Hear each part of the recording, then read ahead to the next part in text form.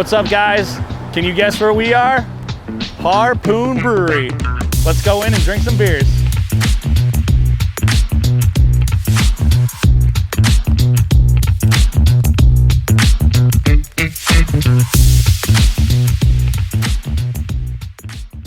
All right, welcome to Beer Time. I'm at Harpoon Brewery with founder and CEO Dan Kenary. Thank you so much for having us. So happy you came by, thank you. Well, this is the first time that someone's thrown 5 beers in front of me. Well, I mean, we have a way of doing things here. So I'm actually excited. We're gonna start off with just the Harpoon IPA. Best place to start. Get things going, and then you can take us through this beer series. Your fantasy league series is what it's called, if I'm correct. Fun. Absolutely. Let's get them going. I was at an account yesterday that we had IPAs and they served them beautifully on draft. And with COVID, there's just not had a lot of draft. Yeah. So it was great to be out and have a great draft beer poured beautifully. It was the sunshine and it was such a spectacular beer. Cheers.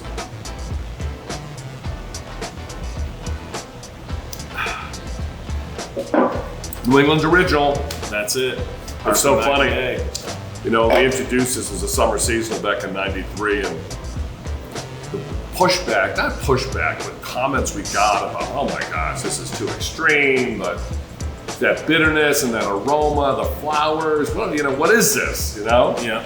And but then enough people loved it that a year later we're bringing it back and we're going to make it a year round, and it was just off to the races after that.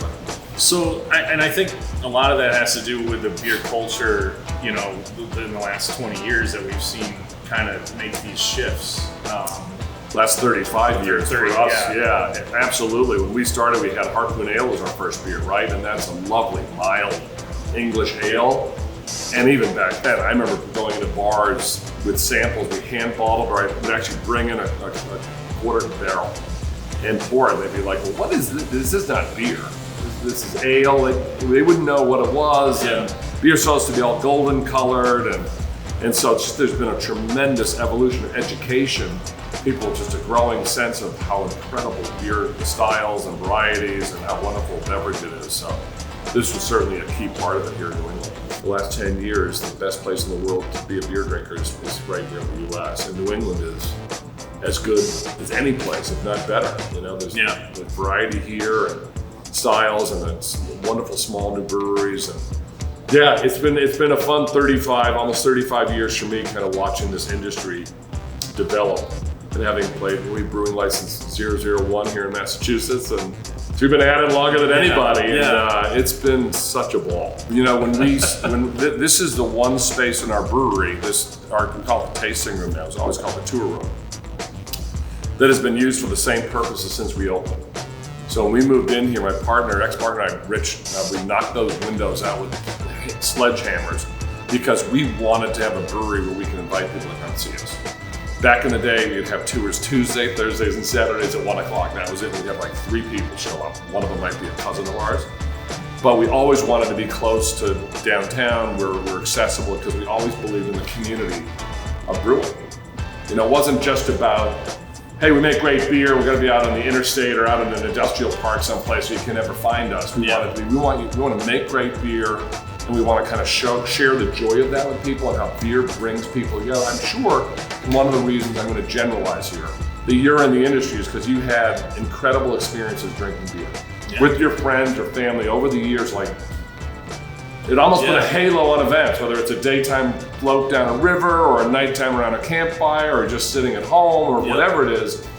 It can bring people together and break down barriers. And so we're privileged to be able to be in an industry where that's kind of what we do for a living, right? So for us, love beer, love life with Harpoon, we celebrate that. That's awesome. That's great. Let's start celebrating this fantasy league. Awesome. Tell me about this. Well, the nice thing is these are all, if you're going to have 5 separate beers in an afternoon, these are all sessionable beers. And we started out with our rec league, right, which we introduced about just under 2 years ago, year and a half ago. Cool Down Companion, 4% alcohol, 120 calories, chia seeds, sea salt, some other good things for you that I'm going to completely forget.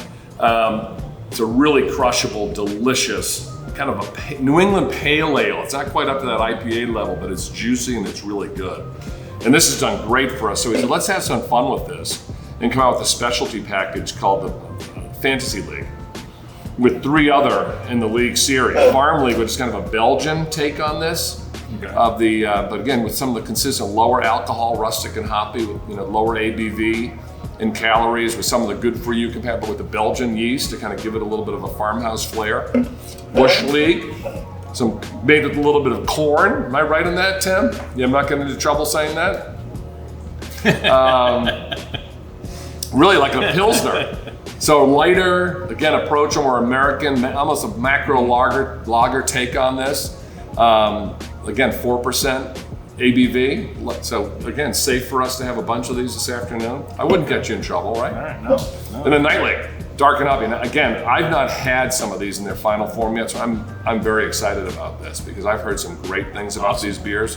Kind of a dark, not an IPA, not a black IPA, but kind of approaching that. Again, 4% ABV. So I figured we could kind of go in that order, yeah. In that order and taste them. Sense. What is that? Does that make sense to you? Yeah. Yep. Yeah. If this is kind of if you think your cornerstone of the Fantasy League. Oh yeah. And working our way down to the Rec League has been a tremendous success for us. It's a great beer. People want to have flavorful, tasty beers that they can drink a lot of. I certainly know there are lots of great occasions. Well, I mean, this to me right here is just like, this is softball, Let's get out there and.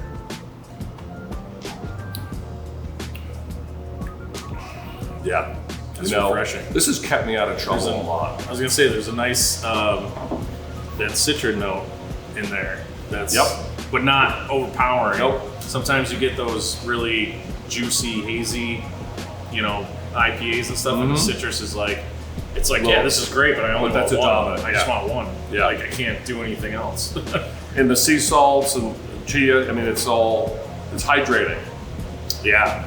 So if I'm in for like a day of drinking, try to alternate dropping in the Rec League to kind of. Yeah, this is great. It goes down awfully easy, And this is a little bit warmer than normal, and I still love that flavor, which again I think is kind of telling, Yeah.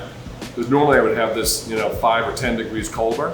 Yeah, that's interesting. Talk about not being set up properly here. I mean, wow. It's a Bills fan. It's a Bills fan doing this. No surprise there. Are we just going to pour into the same glasses here, I guess, too? Jeez, huh? Jeez. Bush League should be next anyway. Because I think especially given what you just talked about with... yeah. Uh-oh, it started.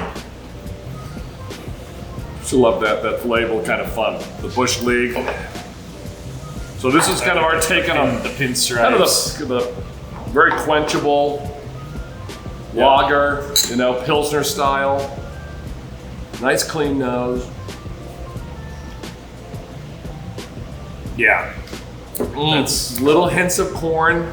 I get a little biscuity, flavor there, and not as much of the Oktoberfest beer we're going to be coming out with in the fall, of course. No. Huh? I love that beer. This is nice. Yeah, this is actually, this tastes more like softball. The Rec League tastes more like a beach day. 115 calories. Yeah, I mean that's That's nice. See, some of these again, I've not had the finished product, so this is why this is exciting for me too. That's really nice. That's really nice.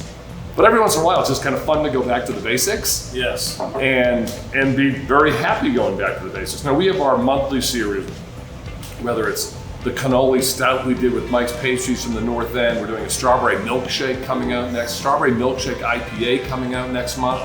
I mean, we give our brewers free reign to do an awful lot of stuff. But we're also very proud to be making something that, my gosh, if you're, something Bush League. Something Bush League. I think it's time to head out to the farm. In a good way. Let's get on that John Deere. You know what? These are the John Deere colors. I've never picked that up, but I have a John Deere Gator. which I love. So now, my thought great. before I try this is the beer that you're gonna want when you're mowing the lawn. Now you don't think this guy fits that bill, but that's gonna be interesting to see.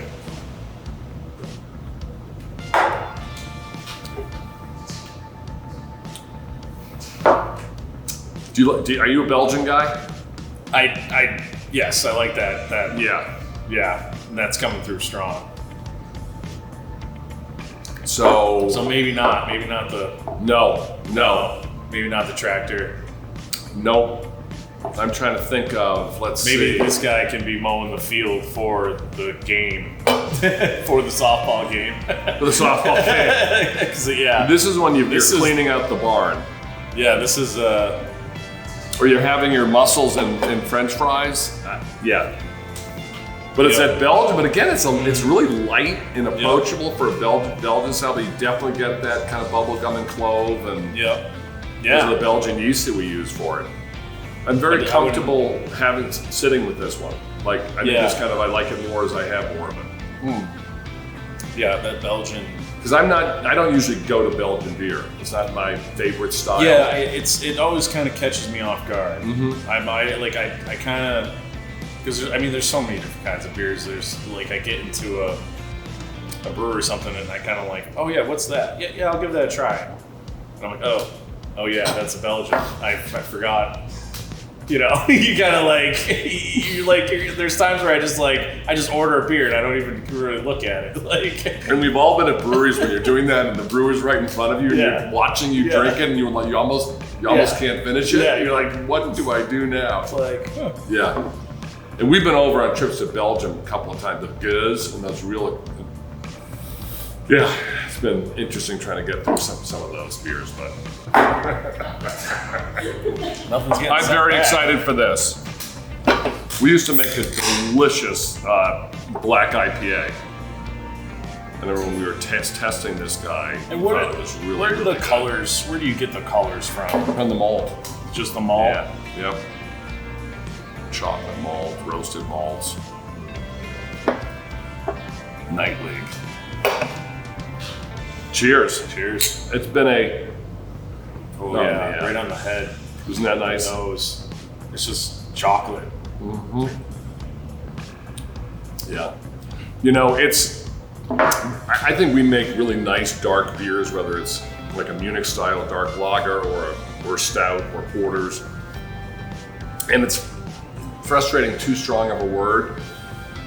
But I wish American consumers were more comfortable drinking dark beer because they can be so good, and they get whether the color. Oh, I can't drink this in the summer. It's a hot day. Well, you're drinking dark iced tea or whatever it is. It's like there's so many flavors in some of these dark beers that can be just so good. I prefer brown nut browns, things like that. Like that's actually more of what I like to drink. Yeah.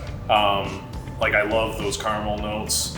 And when it comes to IPAs, I prefer the doubles and the triples because they bring back those caramel, sweeter notes rather than the standard sessions or IPAs that are more bitter. Now, when you get into July and August, you're at that point where it's like you've kind of you're drinking these light beers all summer. Now it's like time for break. Yeah, you know what? Yeah. I wouldn't mind one of those. I haven't had something like that in a while, you know. We introduced Harpoon Winter Warmer in 1988. It was the first seasonal beer in the market. The only other one. There was Coors Winterfest and Anchor Christmas beer, where you couldn't get much of it out here. And it was just the idea of seasonal beers. Again, it was people had never heard of it, but it makes so much sense. And you're right. Like now, I know it's 85 degrees out. Yeah. But we're packaging Flannel Friday, Oktoberfest is coming, and you see it and you're like, oh shit, summer's over. Yeah. But on the other hand, you've been having a lot of lighter beers and you're like, gosh, I'm really excited to have something maltier with more of a backbone to it. Spice to it. Yeah. And it's one of the reasons why this mix pack is fun, because you have, very different styles of beer represented here. Yeah. And this product tastes completely different than Oh, that nose. Again, it's a little warmer. We've been talking about this than we should have it. But in some ways, that's presenting the beer very, very nicely. See? I'll get you wrong. It's opening it up.